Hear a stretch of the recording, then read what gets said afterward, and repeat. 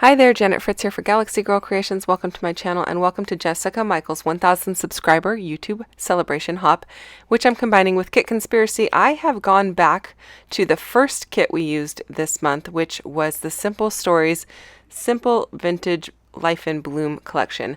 I used this layout for inspiration to go ahead and start with my page off the side, which I am using that typewriter key paper. And then I'm using this black and white butterfly background. So I have a photo of my typewriter and I really wanted to document it. I haven't had it super long, I mean less than a year. And I just wanted to document that I got it for a really great deal and it's really cool. It's really old. The people obviously did not know what they had. And I just think it's really cool. And the papers that are stuck in the top of the lid to it are actually the papers that were with it when I bought it. I haven't even looked at them. I don't even know what those say, but I think they look really cool in there. They're super aged and very vintagey. My typewriter is a 1927 Smith Corona, or it's approximately 1927. It could be give or take a year, but I looked it up by the serial number, so it's pretty close. Anyway, I thought it looked really cool, and I definitely wanted to go ahead and document that. I am gutting my butterfly paper. I did that by putting my black typewriter key paper where I wanted it, and then I kind of pulled it back a little bit away, or further away from the center of the layout, and then I just marked it with my pencil, and so that way when I put it back on the layout, I'll put it closer in towards the center of the layout, and then it will be just right. It'll fit perfectly. Now I am marking it exactly pretty much where the cutout is because I have to account for the outer edge of that black paper, so I know that when I scoot it more towards the right, it's going to cover up the seam of that butterfly paper. Hopefully that all made sense. It was a little hard to describe, but I hope it made sense. I am inking it up with some black soot distress ink, and you guys, this might be my favorite layout of the entire collection using this paper line, and I don't know why that is. I just thought it looked really cool and very vintagey, and so I don't know. I like it. Hopefully you like it too. And hopefully you can see where I got the inspiration for my layout based off of Jessica's layout. And we want to definitely wish her a little congratulations on reaching the awesome milestone of 1,000 subscribers. So go and leave her a little bit of love over on her channel. I actually am not 100% sure if she's doing a giveaway or anything like that. But she does have a lot of people celebrating with her, and all of the links will be down below for you, so you can go and check out everyone's layouts and how they were inspired by her layouts. So I have a bunch of these floral pieces, and I think I fussy cut these out of one of the papers that had a bunch of florals on it, and I really like the way they look. I love that there's more purple than pink, and not that I'm not a fan of pink or anything. I don't mind pink. It's definitely not my favorite color, but I really like pinks that lean towards purple, and I really enjoy purple even more than pink. So I also really liked that little butterfly that is blue, and it brings in a little pop of a different color, so I thought that was really cool. I'm bringing in that word that says smile because this typewriter just makes me smile. I actually haven't been using it enough lately. I need to pull it out and use it more, but I think my desk has just been such a mess. There's just no room on it, and not even that there's not room on my desk, but I have a very small workspace, and I have a couple of Raskog carts on either side of me. One holds my caddy, and the other two, one usually has my laptop, and then the other one has my, all of the excess papers that I'm not using and all of that kind of stuff. So it's been kind of chaotic, and there's just no place to set anything. So I need to do a little bit of cleaning and rearranging, but that's a whole nother story. Sorry for the tangent there, guys.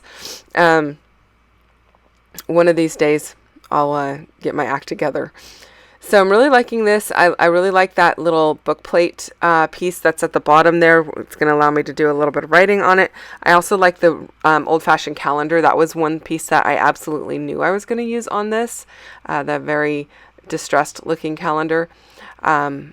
and that was from the cut apart sheet. So that one was like one of the first things I knew I was going to use, as well as that little book plate, because they look very aged and cool.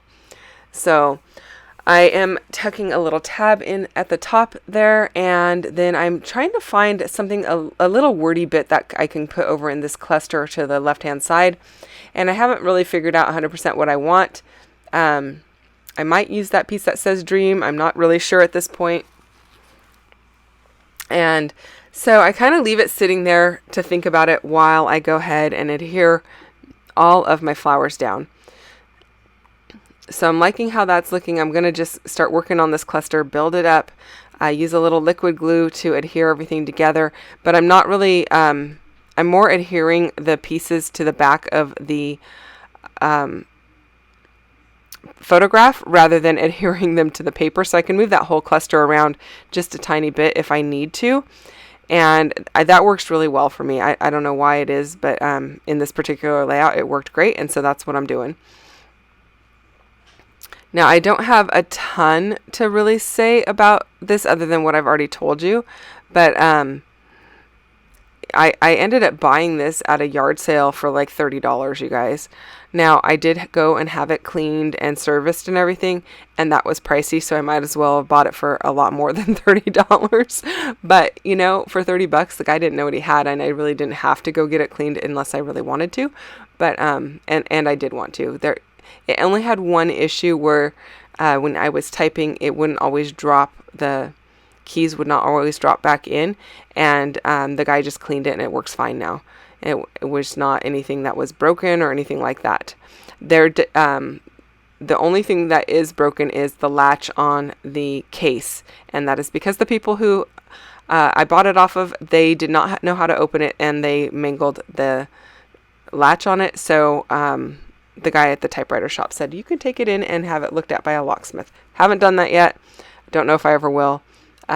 It's not like I'm carrying it a bunch of places, but I think it looks really cool. And it's small, you guys. It fits in my Billy bookshelf, which is like 12 inches wide, maybe 13 inches wide. And so that works for me.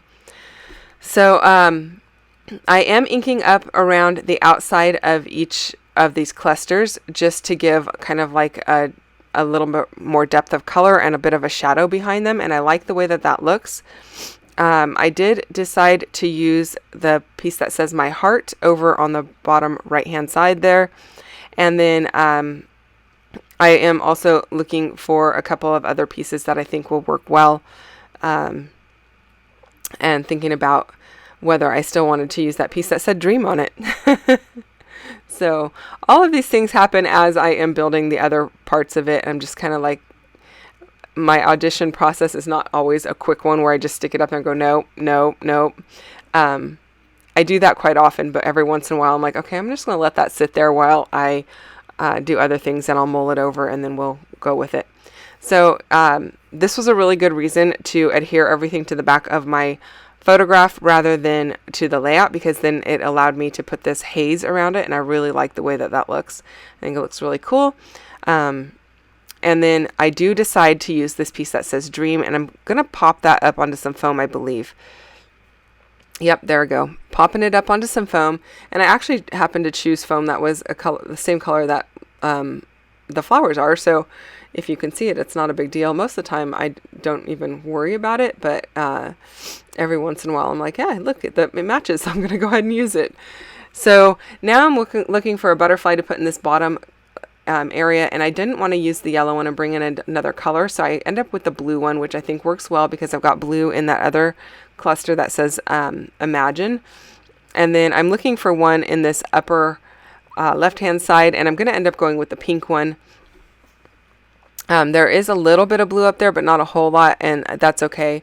I think it still works well, and it's not a big deal. Was playing around with adding this other pink one here, and I think I'm going to go ahead and go for it, adding a little bit of foam underneath the wings of the butterfly, and then attaching the body down to the actual layout so that they always have a little bit of lift when they're in the page protector, and they get kind of squashed against other pages. That'll provide a bit of support. Now I'm trying to bring in a couple other typewriter keys and figure out where I might use those. I end up only going with the one up at the top of the calendar there, and it just says return. I don't end up using a whole bunch more because I just didn't feel like I could get them to look right. Especially since I have the word smile and the word dream already in the faux typewriter keys.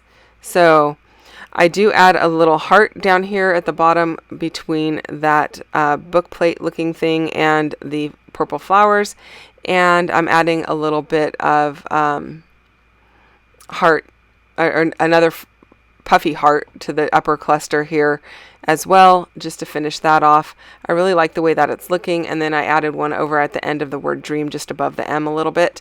And that is pretty much it, I think. I don't know. Do I add some splatter? I think I do add some white splatter, you guys. Oh, I added this little piece that says so pretty because I think it's so pretty. And I thought that was the perfect little piece there to add to it. I'm going to add this one that says perfection down in this bottom cluster here. I think that works well. And I did add one that says love and adore to the bottom of the book plate there. And then below that upper turquoise, not flower, that's a butterfly, I'm adding one that says the sweetest, and that's just in purple. I've already got enough blue and green up there, so I thought that pinkish purple color is getting a little addition there. And then some white. Not sure if I've got the dilutions there or if I've got the media gloss. It's the media gloss, you guys. I can tell by the label. That's the media gloss from Dina Wakley.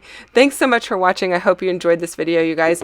Don't forget to check out Jessica and what she's got going on her channel, and then I'll have links to everyone else playing along for her celebratory hop down below, so you can check them out as well. And don't forget to go and see if MK is playing along today. I'm not really sure if she is. This is the last day of Kit Conspiracy because it's the last day of the month, and then we are on to May I Scraplift You for the month of May, and a bunch of people playing along with that as we do every year.